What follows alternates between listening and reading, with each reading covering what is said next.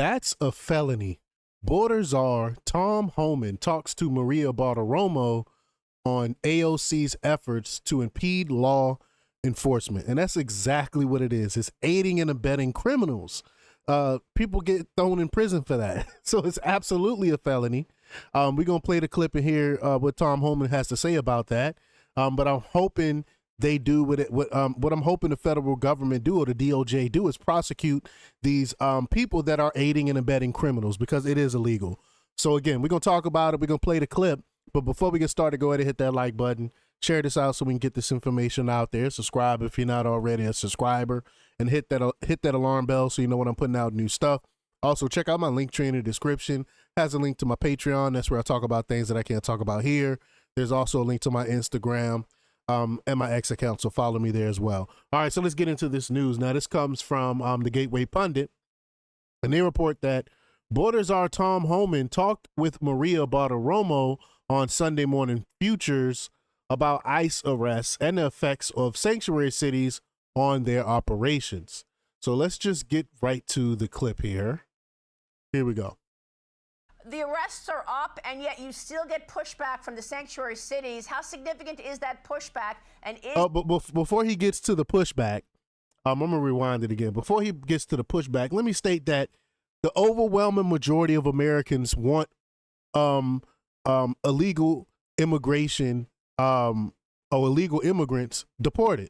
60% of American people want illegal immigrants deported. So this overwhelmingly has the American people support. The only people that are against it, of course, are the illegals themselves and a few of the progressives. But again, the overwhelming majority of the American people want this to happen.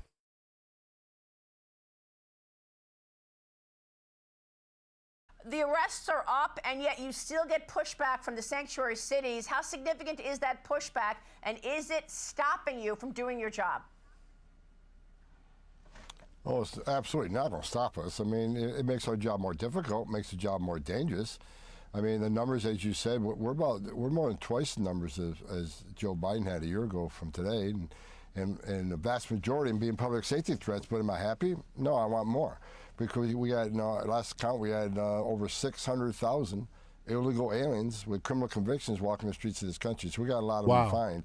But sanctuary city makes it difficult. What's more? Think about that. 600,000 people that committed crimes while being in this country illegally are still in this country. Crazy, crazy, crazy if you think about it. Concerning, though, it makes it more dangerous. When we can arrest a bad guy in a county jail, if one officer arrests one guy in the safety and security of county jail or a state prison.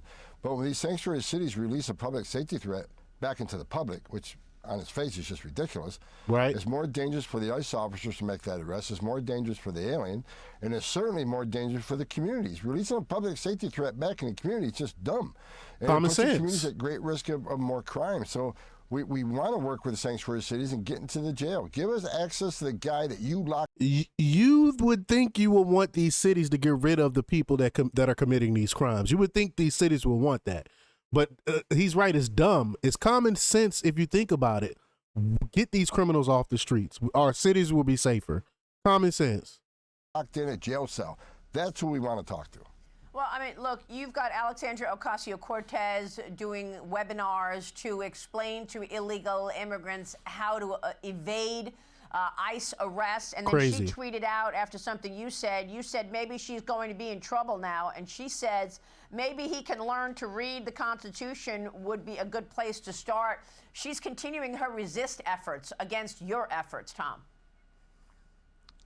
Look, I forgot more about the Constitution, immigration enforcement as you ever know. I mean, I had to educate her during congressional testimony that entering the country illegally is a crime. So, whatever.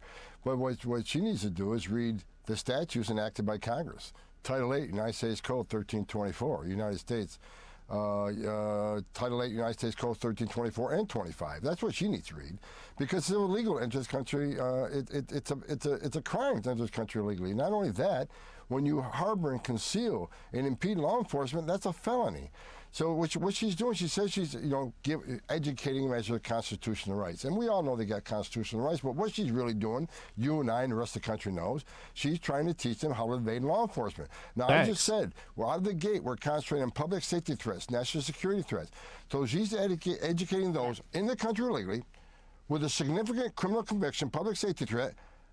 Don't open your door, don't dot the I's. Here's how you invade law enforcement. Let's hope she's not educating the next person who gets out and murders a young college student in Georgia. I mean, these are bad people we're looking for. So she can call it education all she wants, but we all know it's about evading law enforcement. These people have been ordered removed. The people we're looking for right now have final orders. They're criminals. They're in the country illegally. A judge has ordered them removed. They become a fugitive. And these are the folks she's helping? So I've asked the Department of Justice to look at this. Where is the line on impediment? Where does that fine line so we can instruct ICE officers what they can do when people don't open the doors or try to evade their arrest? So I simply asked DOJ, give me a legal opinion, because every Department of Justice will interpret things differently. What is the legal opinion on impediment? And we'll see what happens. Right. How significant are the businesses that the dangerous cartels have started up in America? I'm talking about the human trafficking businesses, the safe houses in several cities in this country, and the stash houses, as well as the drug cartel business. How significant has that business become that the drug cartels are running inside America? Look, the drug cartels are like a Fortune 500 company. Some of these drug cartels, the Jalisco cartel, they're operating in 43 nations, 43 different countries around the globe. Wow. There used to be, back in my day when I was an agent, they were responsible for, smuggling drugs into the United States and to our major cities, and it'd be distributed by local gangs. Now they have a footprint in every major city in this nation. They have taken over the distribution channels within the United States. They have a strong foothold here, and that's why we're concentrating. We're concentrating on drug cartels. We're concentrating on TDA, Tren de Agua. I'm not going to be happy to every single one of Tren de Aguas out of this country. They need to be eradicated, along with MS-13. Well, this is why President Trump, again, he proves every day why he's the greatest president in my lifetime. He designated them terrorist organizations. Why did he do that? Because they've killed more Americans than every terrorist organization in the world combined. They've killed thousands of journalists and law enforcement in Mexico. They've killed thousands of citizens.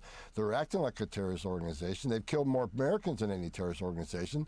So President Trump did the right thing. Designate them a terrorist organization. We'll bring the weight of the world on them. President Trump will wipe them off the face of the earth by the time he's done.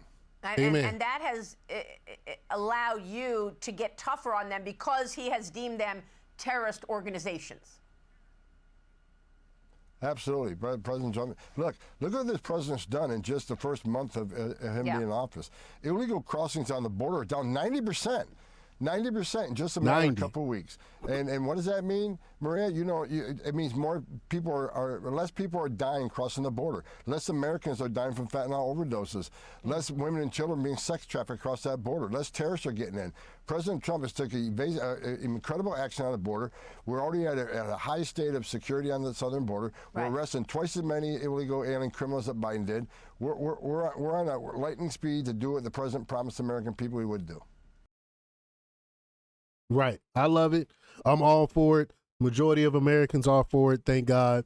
I think, again, something has to be done with these sanctuary cities, with these mayors and governors and the people like AOC that are aiding and abetting this illegal immigration crisis, aiding and abetting these illegal immigrants. They need to be held accountable for those actions. They need to be prosecuted, I believe. But y'all let me know what y'all think about this. Leave your comments down below. Like, share, and subscribe, and check out jjthepsychotherapist.com for the latest in news. Until next time, peace.